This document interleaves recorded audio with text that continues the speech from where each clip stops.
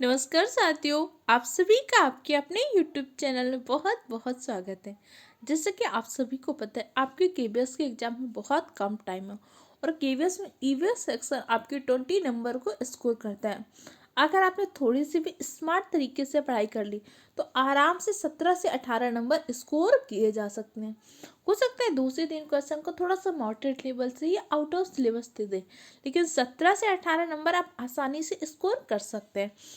EVS के अंतर्गत आपको 6 थीम दी गई हैं और 4 उप थीम है। तो इससे पहले की क्लास में हमने क्या किया था, परिवार व मित्र टॉपिक क्या होता है, ये सारी चीज़ें हमने पढ़ चुके हैं। परिवार व मित्र क्या होता है, संबंध कितने प्रकार के होते हैं, परिवार के कितने प्रकार होते हैं, लाभ क्या होते हैं, दोष क्या होते हैं, इम्पोर्टेंट परीक्षा की दृष्टि कौन से इम्पोर्टेंट पॉइंट हैं, ये सारी चीज़ें हमने डिस्कस कर चुके थे। अगर आपने अभी तक इस वीडियो को नहीं देखा उससे पहले वाले को, तो हमारे चैनल के प्लेलिस्ट में जाइएगा, उस वीडियो को देख लीजिएगा। पादप क्या होता है, जंतु क्या होता है, इनका वर्गीकरण किस अकॉर्डिंग करते हैं, एनसीईआरटी में कितने इंपॉर्टेंट पॉइंट हैं, वो सारी चीज़ें डिस्कस कर चुके थे। ये क्लास आपको ईवीएस के लिए तो बहुत हेल्पफुल है ही, इसके साथ साथ ये क्लास आपको जीके में भी बहुत अच्छा स्कोर करने में हेल्प करेगी। क्योंकि जैसे कोई पॉइंट आता है तो मैं उससे जुड़ा क्या करंट में मुद्दा है, उससे जुड़ा स्टैटिक जीके क्या, वो सारे पॉइंट पे डिस्कस कर रहे हैं। अगर आपने इस सीरीज की सारी क्लासेस देखी तो अपने एग्जाम में आप बहुत अच्छा स्कोर करेंगे। तो ये क्लास समझिए, ये जो 4 से 5 में मैराथन ले रही हूँ ईवीएस के, समझिए आप आराम से 25 से 26 नंबर स्कोर कर पाएंगे।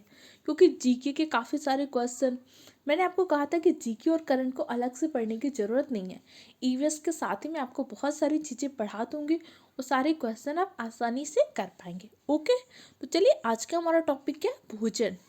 अब आपके मन में एक डाउट होगा कि ये जो हमारा ईवीएस का सिलेबस है, यही सारी थीम तो हमें सीटेट के एग्जाम में दी गई, तो हमें सारी चीज़ें तैयार भी हैं। बेशक हो सकता है आपको बहुत सारी चीज़ें तैयार हैं, लेकिन आप में से कमेंट आए थे कि बहुत सारे बच्चे ऐसे हैं, उन्होंने कहा था कि मेरा तो 2018 का 2019 से सीटेट का एग्ज़ाम क्वालिफाइड है, चीज़ें टच में नहीं है। तो मैं क्लास में क्या कर रही हूँ, दोनों लेवल को ध्यान में रख रही हूँ। आपके बहुत सारी चीज़ें तैयार होंगी, लेकिन बहुत सारी चीज़ें ऐसी होंगी जो आपके 12th स्टैंडर्ड तक का आपकी एनसीईआरटी के बुक में दिया हुआ है। इन्हीं सारे पॉइंट पे अपनी क्लास को स्टार्ट करते हैं। ओके, एक मोटिवेशनल कोट के साथ, रख हौसला और मंजर भी आएगा, प्यासे के पास चलकर समंदर भी आएगा, मंजिल भी मिलेगी और मिलने का मजा भी आएगा। हर हाल में मेहनत करनी है, जो आपके दिल में जिद जुनून ये पागलपन है ना, बस इसको बना कर रखना है। हर हाल में अपना अपने माँ बाप का सपना पूरा करना है। तो आज का टॉपिक है हमारा भोजन। भोजन होता क्या है, भोजन वह खाद्य पदार्थ होता है जो हमें जीवों को क्या करते हैं, ऊर्जा। ऊर्जा की हमें आवश्यकता क्यों पड़ती है, कार्य करने की क्षमता, कार्य करने की क्षमता के लिए हमें ऊर्जा की जरूरत पड़ती है। जो हम खाद्य ऊर्जा लेते हैं, इसका मापन किस में करते हैं, कैलोरी में करते हैं। जैसे कहते नहीं कि हमें कम से कम 2100 कैलोरी चाहिए, जो व्यक्ति श्रम करता है उसको कम से कम 2400 किलो कैलोरी चाहिए। ये क्या होती है, कैलोरी में ऊर्जा का मापन करते हैं। वैसे ऊर्जा का मात्रक क्या होता है, जूल होता है। ध्यान रखिएगा, कई बार ऐसे क्वेश्चन भी पूछ लेता है। तो अब हमारे भोजन का, अगर हम अपने भोजन का स्रोत देखें तो हमारी थाली को देखते हैं। हम नॉर्मल रूप में अपनी थाली में क्या क्या खाते हैं, हमारी थाली में नॉर्मल रूप से दाल हो गई, सब्जी हो गई, आपका ये सलाद हो गया, ये आपका क्या हो सकता है, कोई दूध की बनी मिठाई हो सकती है, रोटी हो सकता है, चावल हो सकता है, अचार पापड़ वगैरह, यही तो हमारी थाली में होता है। तो थाली में हमारी चीज़ें क्या क्या है, दाल कहाँ से मिली, पादप से। तो भोजन के हमारे स्रोत मुख्य रूप से दो स्रोत होते हैं, एक आपका पादप स्रोत होगा, एक आपका जंतु स्रोत होगा। जैसे आपने दाल ली, दाल, रोटी ली, रोटी के लिए गेहूँ, अनाज, सब्जियाँ, ये सब आपकी पादप स्रोत हैं। जंतु स्रोत आपको दूध, दही, घी, मक्खन, अंडा, मांस, ये सब आपकी क्या, जंतु स्रोत। तो हमारे भोजन के मुख्य रूप से दो स्रोत होते हैं, पादप स्रोत और जंतु स्रोत। सर्वाहारी उस जीव को कहते हैं जो क्या करता है, जो आपके पादप स्रोत और जंतु स्रोत दोनों स्रोतों को ग्रहण करता है। मतलब जो साग सब्जियां भी खाता है, इसके अलावा मांस भी खाता है। जैसे आपका मानव, मानव क्या होता है? सर्वाहारी होता है, ध्यान रखिएगा। ओके। आधुनिक मानव का वैज्ञानिक नाम क्या है? Homo sapiens. और द्विनाम पद्धति के जनक कौन है? द्विनाम पद्धति के जनक है आपके कैरोलस लिनियस। अच्छा, मैंने पिछली क्लास में आपको बताया था जंतु विज्ञान के जनक कौन है, जीव विज्ञान के जनक कौन है, वनस्पति विज्ञान के जनक कौन है, जीवाणु विज्ञान के जनक कौन है। इन सारे क्वेश्चन के आंसर आप कमेंट सेक्शन में दीजिए। आगे देखते हैं हमारे यहाँ पे जीव किस प्रकार के होते हैं। शाकाहारी जीव क्या होते हैं? जो क्या करते हैं? सिर्फ पादप का भक्षण करते हैं। मांसाहारी जीव क्या होते हैं? जो सिर्फ क्या करते हैं? जंतु का भक्षण करते हैं। इसके अलावा कुछ हमारे स्कंजर होते हैं, मृतोपजीवी, सहजीवी, परजीवी। ये सारी चीजें हम पहले डिस्कस कर चुके जब हमने जंतु वाला टॉपिक पढ़ा था। मृतोपजीवी वो होते हैं जो मरे हुए जानवरों को खाते हैं, जैसे आपका गिद्ध हो गया, जीवाणु हो गया, कवक होगा। कवक का अध्ययन हम किसके अंतर्गत करते हैं? कवक का अध्ययन करते हैं माइकोलॉजी में, जबकि शैवाल का अध्ययन करते हैं फाइकोलॉजी में, ध्यान रखिएगा। और कवक और शैवाल का संबंध क्या रहता है? लाइकेन, जो कि सहजीविता का उदाहरण है। मैं चीज़ें आपको बार बार रिवाइज करा रही हूँ ताकि आपको क्लास देखते देखते सारी चीज़ें रट जाएं। आपको एग्जाम में सिलेक्ट होना है तो आपको सारी चीज़ें फिंगर टिप पर रटी होनी चाहिए। ओके, आगे देखते हैं। कुछ जीव हमारे सर्वाहारी होते हैं, जैसे मनुष्य तो सर्वाहारी होते हैं, लेकिन मनुष्य के अलावा भी कुछ जीव होते हैं, जैसे आपकी गिलहरी होती है, कौवा होता है, कुत्ता होता है। जैसे गिलहरी हमारी मुख्य रूप से तो क्या करती है? मूंगफली खाती है, लेकिन मूंगफली के साथ साथ छोटे मोटे कीटों को भी खा लेती है। आपका कौवा, कुत्ता हो गया, तो ये भी सर्वाहारी के अंतर्गत आते हैं। क्लियर हो गया? अच्छा, ये बताइएगा मूंगफली, मूंगफली से हमें क्या प्राप्त होता है? मूंगफली एक तो हमारा प्रोटीन का बहुत अच्छा स्रोत होता है, और मूंगफली से हमें तेल प्राप्त होता है। वसा, वसा के आपके दो प्रकार होते हैं, एक होती है आपकी संतृप्त वसा, एक होती है आपकी असंतृप्त वसा, ध्यान रखिएगा। अब किसी भी पादप के खाए जाने वाले भाग क्या होते हैं? हम किसी भी पादप के क्या क्या खाते हैं? जड़ खाते हैं, पत्ती खाते हैं, तना खाते हैं, फूल खाते हैं, बीज खाते हैं। ये सारी चीज़ें हम किसी भी पादप के खाते हैं। जैसे जड़ और पत्ते, जैसे मूली के पत्ते बना के भी खा लेते हैं। मूली खुद भी जड़ है। मूली कैसी जड़ है? तर्क रूपी जड़। जब हमने जड़ों का टॉपिक पढ़ा था, पढ़ चुके हैं। मूली तर्क रूपी जड़ है, इसके हम जड़ और पत्ते दोनों खाते हैं। फूल और फल, जैसे केला, केला एक प्रकार का फूल है, और केला के फूल की सब्जी कहाँ पे हम खाते हैं? केला के फूल की सब्जी केरल में खाते हैं। महाराष्ट्र में सहजन के फूल के पकौड़े खाते हैं। यूपी में कचनार के फूल की सब्जी खाते हैं। जैसे आपका सीताफल, सीताफल को भी हम खाते हैं। तना, और जैसे प्याज और लहसुन, प्याज और लहसुन तना भी और इनके पत्ते भी, प्याज की जो स्प्रिंकल्स होते हैं उनकी सब्जी बना के खाई जाती है। जैसे सरसों, मेथी, चना, इनके क्या करते हैं? पत्ते भी खाते हैं। अब जैसे सरसों का बीज होता है, उससे हम क्या लेते हैं? तेल निकाल के खाते हैं। मेथी का बीज किचन में छोंकने में यूज करते हैं। चना का तो हम बीज खाते ही खाते हैं, अंकुरित करके डिफरेंट टाइप्स में खाते हैं। तो आपको मुख्य रूप से पता होना चाहिए कि किसी भी पादप के खाने योग्य भाग क्या होते हैं। देखिए, पादप का हम जड़ भी खाते हैं, पत्ते खाते हैं, फूल भी खाते हैं, फल भी खाते हैं, तना भी खाते हैं, बीज भी खाते हैं। पादप के हर भाग में कुछ ना कुछ खाद्य योग्य पदार्थ होते हैं। क्लियर? तो क्वेश्चन में आपको 4 ऑप्शन दे सकते हैं, उनमें से पूछ सकते हैं इनमें से कौन सा भाग हम नहीं खाते। पादप में की कली खाते हैं? बिल्कुल, पादप की हम कली को भी खाते हैं। जैसे लौंग, लौंग क्या है? आपकी कली है। केसर, केसर किससे प्राप्त होती है? वार्तिकांग से। और जम्मू कश्मीर में कौन सी मृदा में केसर का उत्पादन होता है? करेवा मृदा में, ध्यान रखिएगा। क्लियर हो गया? इतने पॉइंट आपको समझ में आ गए? अब हमें पता है कि हम भोजन समझ आ गया, हमें कितने पॉइंट समझ में आए। सबसे पहले मैं समझ में आया भोजन क्या होता है। वो खाद्य पदार्थ जो हमें ऊर्जा प्रदान करते हो, भोजन के अंतर्गत आता है। भोजन के स्रोत मुख्य रूप से 2 प्रकार के होते हैं, पादप स्रोत, जंतु स्रोत। और पादप के अंतर्गत कौन कौन से पदार्थ हैं जो हम खा सकते हैं? जड़ खा सकते हैं, ये सारी चीज़ें हमने जान ली।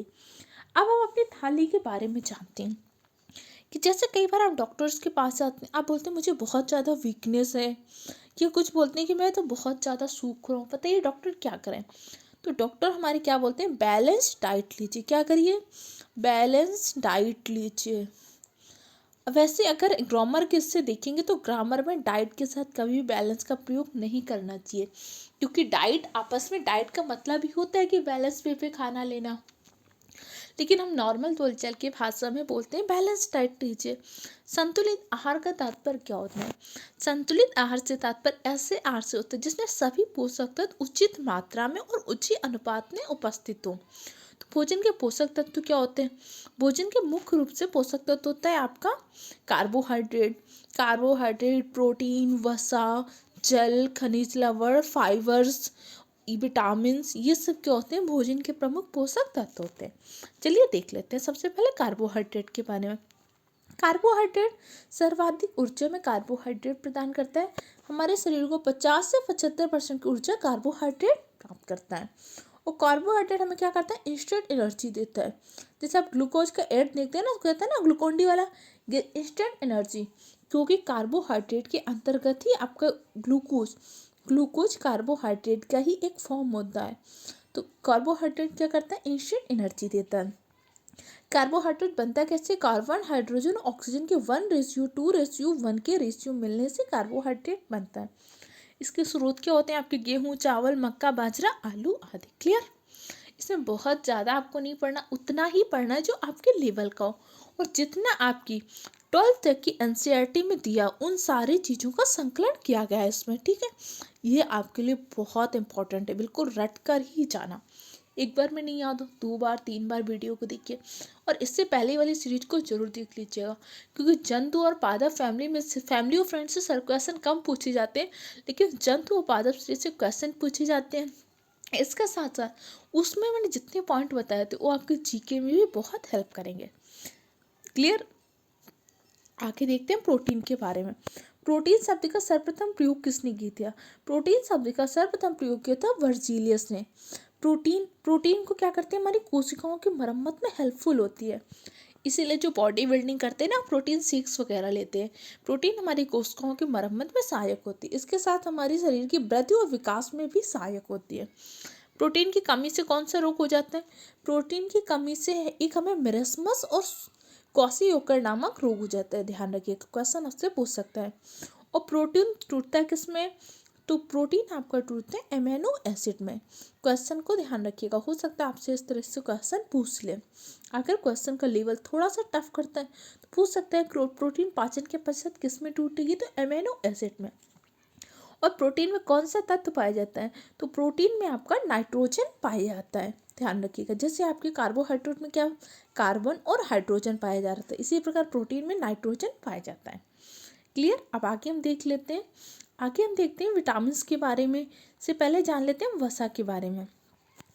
और प्रोटीन के स्रोत क्या होते हैं? मक्खन, पनीर, अंडा, मांस, मछली, अंकुरित अनाज आदि। वसा को हम क्या बोलते हैं? हमारे शरीर का जो होता है एनर्जी स्टोर करता है, या ऊर्जा बैंक कहते हैं। वसा क्या करती है? हमें ऊर्जा प्रदान तो करती है।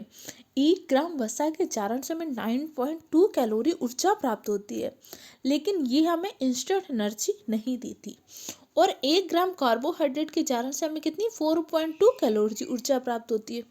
1 ग्राम प्रोटीन के चारण से 4.6 कैलोरी ऊर्जा प्राप्त होती है। वसा के स्रोत कौन कौन से होते हैं? आपके दूध, दही, मक्खन, तेल आदि। वसा हमारे शरीर में क्या करती है? एक तो ताप का नियमन करती है, इसके साथ साथ जो अतिरिक्त वसा होती है फैटी एसिड के रूप में हमारे शरीर में जम जाती है, जो चर्बी या मोटापा का कारण बनती है, ओबेसिटी का कारण बन जाती है। क्लियर हो गया? अब हम जल के बारे में डिस्कस करते हैं। हो सकता है कुछ चीज़ें आपको नहीं लग रही हो, या कुछ चीज़ें आपको पता हो, और जैसे बहुत सारे बच्चे आप लोगों में साइंस वर्क के नहीं होंगे, हो सकता है उन्हें चीज़ें कम समझ में आए, लेकिन अब हमें फोकस इस पर नहीं करने की, पढ़ने में इंटरेस्टिंग लगे, इसको इंटरेस्टिंग वे से पढ़ाया जाए, अलग अलग मेथड यूज करे जाए, नहीं। अब आप सबको इसको हर हाल में अच्छे से पढ़ लेना है। वैसे अगर ये क्लासेस ऑफलाइन चलती हैं तो कम से कम ये क्लासेस 30 से 40 घंटे में सिलेबस को कंप्लीट किया गया था अच्छे से, लेकिन आप सबके पास अब उतना टाइम नहीं है। अच्छे से बस जितने पॉइंट मैं बता रही हूँ समझिए, पूरी क्रीम निकाल के आपको दी जा रही है, बस इतने पॉइंट रट लीजिए। विटामिन की खोज किसने की थी? विटामिन शब्द का सर्वप्रथम प्रयोग किया था फंक ने। विटामिन हमारे शरीर की क्या करती है? रोगों से रक्षा करते हैं, हमारे इम्यूनिटी सिस्टम को बहुत स्ट्रॉन्ग करती है, इसीलिए जब कोविड महामारी आई थी, हमने कितने सारे जूसेस पीना स्टार्ट कर दिया था, हमने कितने ज़्यादा फ्रूट्स खाए थे, बहुत सारे लोगों ने मल्टी विटामिन लेना स्टार्ट किया था, क्योंकि हमारे प्रतिरक्षा तंत्र को हमारे शरीर के रोगों से रक्षा करती है। अब विभिन्न प्रकार की विटामिन होती हैं, जैसे विटामिन ई, रेटिनॉल, इसकी कमी से क्या हो जाता है, रतौंधी हो जाती है। विटामिन बी आपकी कॉम्प्लेक्स विटामिन होती है। विटामिन बी1 से क्या होता है, थायमीन हो जाता है। केमिकल नेम थायमीन, इसकी कमी से बेरी बेरी हो जाता है। विटामिन सी, स्कॉर्बिक एसिड, इसकी कमी से स्कर्वी नामक रोग हो जाता है। विटामिन डी से सूखा रोग हो जाता है। विटामिन ई से क्या हो जाता है, विटामिन ई को ब्यूटी विटामिन बोलते हैं। इसके अलावा ये आपकी यौन क्षमता से जुड़ी विटामिन भी इसको बोलते हैं। विटामिन के की कमी से क्या हो जाता है, ब्लड प्रेशर, शरीर में थक्का नहीं बन पाता। विटामिन एच, विटामिन एच कौन सी होती है, विटामिन एच को एकमात्र ऐसी विटामिन है जिसे हम हार्मोन भी कहते हैं, ध्यान रखिएगा। अब आगे हम देख लेते हैं कुछ प्रमुख स्रोत, बहुत जल्दी जल्दी पढ़ लीजिए, इंपॉर्टेंट है, आपको सारी चीज़ें पता भी होंगी।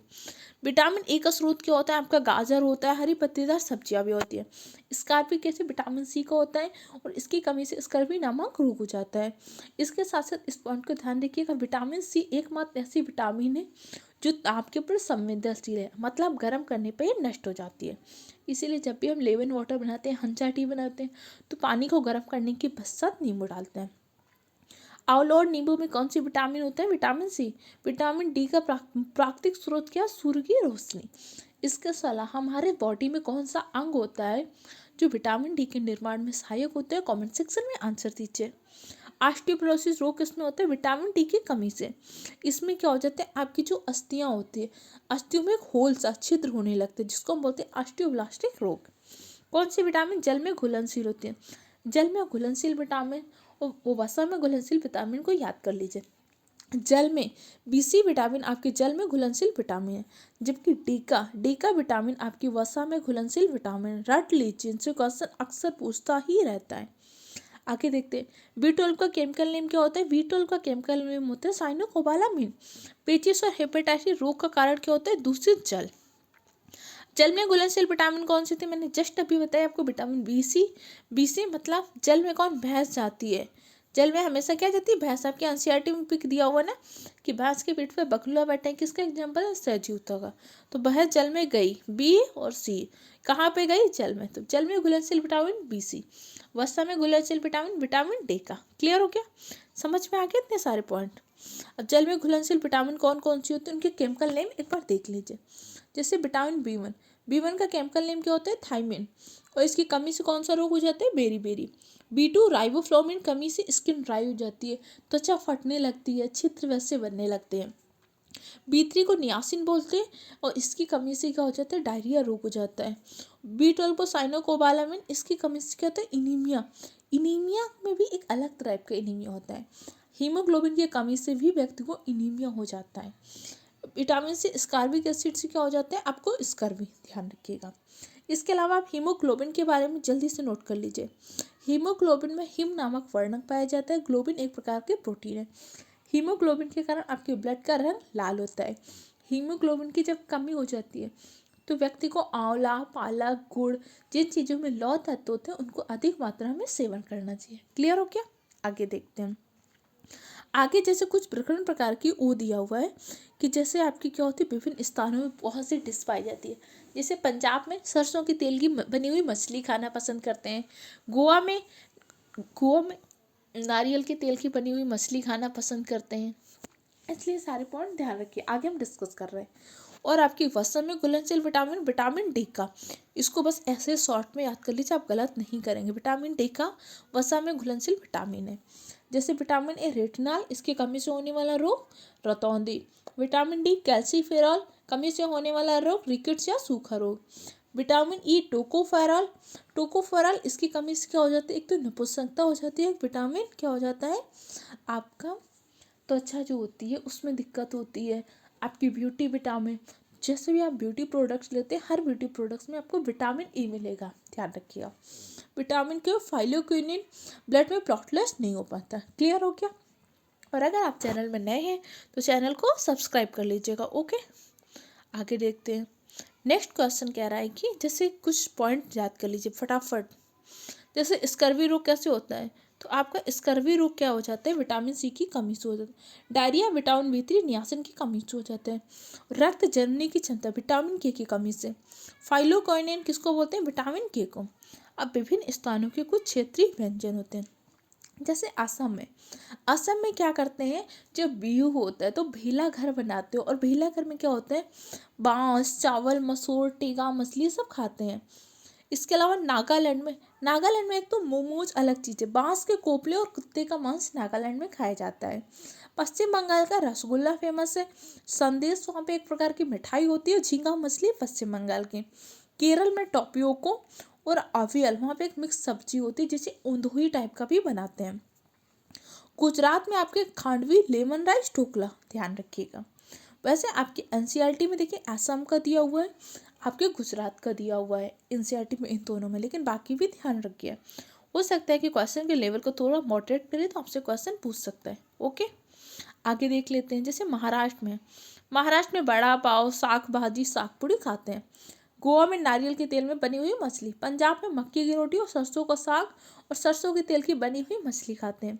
राजस्थान में चूरमा, बाटी, मलाई, घेवर, ये सारी चीज़ें खाई जाती हैं। जम्मू कश्मीर में कहवा क्योंकि यहाँ पे क्या होता है, एक तो कॉफ़ी उत्पादन भी होता है। कहवा, राजमा, भेड़ के मांस को यहाँ पे तपक माछ बोलते हैं। और जम्मू कश्मीर में लोग क्या करते हैं, बेकरी से रोटी खरीदते हैं। आपके एनसीईआरटी में लेके ध्यान रखिएगा। इसके अलावा दक्षिण भारत में चावल, इडली, डोसा, सांभर। तटीय क्षेत्रों में मछली, चावल आज ज़्यादा खाए जाते हैं। उत्तर पूर्व में बांस, करील की सब्जी बनाई जाती है। हांगकांग के लोग लिंगू फेन खाते हैं। लिंगू फेन क्या होती है, एक प्रकार की सांप की बनी हुई डिश होती है। स्पीड अगर थोड़ी ज़्यादा हो तो आप कमेंट सेक्शन में बता दीजिएगा, लेकिन आप मैनेज कर लीजिए क्योंकि सारी चीज़ें आपको याद होंगी, बस जल्दी जल्दी रिवाइज करना है। दूषित जल के सेवन से कौन सा रोग हो जाता है, तो दूषित जल के सेवन से आपको हैजा नामक रोग हो जाता है। विटामिन शब्द का सर्वप्रथम प्रयोग किसने किया था, फंक ने किया था 1912 में। किस पोषक तत्व से हमारे शरीर को कोई ऊर्जा नहीं मिलती, विटामिन से हमें क्या होता है, कोई भी ऊर्जा नहीं मिलती, लेकिन विटामिन क्या करती है, हमारे शरीर की रोगों से रक्षा करती है। पॉइंट को ध्यान रखिएगा। जैसे जल से हमें कोई भी ऊर्जा नहीं मिलती, लेकिन जल हमारे पाचन में, उत्सर्जन में, शरीर के ताप नियमन में बहुत सहायक होता है। जल में घुलनशील विटामिन B जल में घुलनशील विटामिन है। विटामिन D का वसा में घुलनशील विटामिन है। बहुत सारे पॉइंट्स का संकलन किया गया है, बस आप रट के जाइएगा, एग्जाम में सारे क्वेश्चन को सही करके आना है। विटामिन A रेटिनॉल की कमी से होने वाला रोग रक्तहृदय। विटामिन D कैल्सीफेरॉल की कमी से होने वाला रोग रिकेट्स है, जिसे सूखा रोग कहते हैं। विटामिन B1 की कमी से होने वाला रोग है आपका बेरी किससे होता है, विटामिन B1 का केमिकल नेम थायमिन। तो विटामिन से जुड़े सारे पॉइंट आपको रट गए होंगे, इनके क्वेश्चन गलत नहीं करने। अब जो चीज़ अगर आपको आती है उसमें आपने गलत किया तो वो बहुत दुख देता है। जो क्वेश्चन आपको नहीं आता, आपने नहीं पढ़ा, वो गलत हो जाते तो बुरा नहीं लगता, लेकिन अगर आता हुआ क्वेश्चन सिली मिस्टेक करेंगे तो दिक्कत है। इसलिए आपको सिली मिस्टेक नहीं करना, अच्छे से पढ़ना है और चैनल को सब्सक्राइब करना है। देखिए आप सबके लिए इतनी मेहनत की जा रही है, तो आप सब लोग फीडबैक दीजिएगा और चैनल को अपने दूसरे फ्रेंड के साथ भी शेयर कीजिएगा। ओके, हमारे शरीर को तुरंत ऊर्जा किससे मिलती है, कार्बोहाइड्रेट के द्वारा हमारे शरीर को तुरंत इंस्टेंट एनर्जी मिलती है। कार्बोहाइड्रेट के मुख्य स्रोत क्या होते हैं, गेहूँ, चावल, आलू, ये सब कार्बोहाइड्रेट के मुख्य स्रोत होते हैं। प्रोटीन शब्द का सर्वप्रथम प्रयोग किसने किया था, वर्जीलियस ने। और क्वाशियोकर रोग किसकी कमी से होता है, प्रोटीन की कमी से। बालक हर समय थकान का अनुभव कर रहा है तो किस तत्व की कमी है, प्रोटीन की कमी है। और कई बार लड़कियां बहुत ज़्यादा थकाव का अनुभव कर रही होती तो हो सकता है उनमें एनीमिया हो, क्योंकि अच्छा एमपी को भारत का इथोपिया बोलते हैं, क्योंकि एमपी में बहुत ज़्यादा कुपोषण है। इसके लिए सरकार ने विभिन्न प्रकार की योजनाएं भी चला रखी हैं। एमपी को टाइगर स्टेट के नाम से भी जानते हैं। तानसेन महोत्सव हमने एमपी में बनाया था, और तानसेन की समाधि एमपी के ग्वालियर में स्थित है, ध्यान रखिएगा। प्रोटीन की कमी से कौन सा रोग होता है, मेरस्मस और क्वाशियोकर प्रोटीन की कमी से होने वाले रोग हैं। मेरस्मस एक गंभीर कुपोषण रोग है, जिससे हम क्या बोलते हैं, सूखा रोग भी बोलते हैं, लेकिन मेरस्मस आपका प्रोटीन की कमी से होता है, जबकि रिकेट्स का जो सूखा रोग होता है वो आपके विटामिन किसकी कमी से होता है, डी की कमी से। ध्यान रखिएगा, इन दोनों का अंतर समझ रखिए।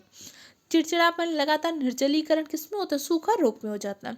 प्रोटीन के मुख्य स्रोत क्या होते हैं, पनीर, अंडा, मांस, मछली, ये सब प्रोटीन के मुख्य स्रोत होते हैं। हमारे शरीर के वृद्धि और विकास के लिए कौन से प्रोटीन युक्त पदार्थ बहुत इंपॉर्टेंट होते हैं? 2 पॉइंट यहाँ पे देख लीजिए।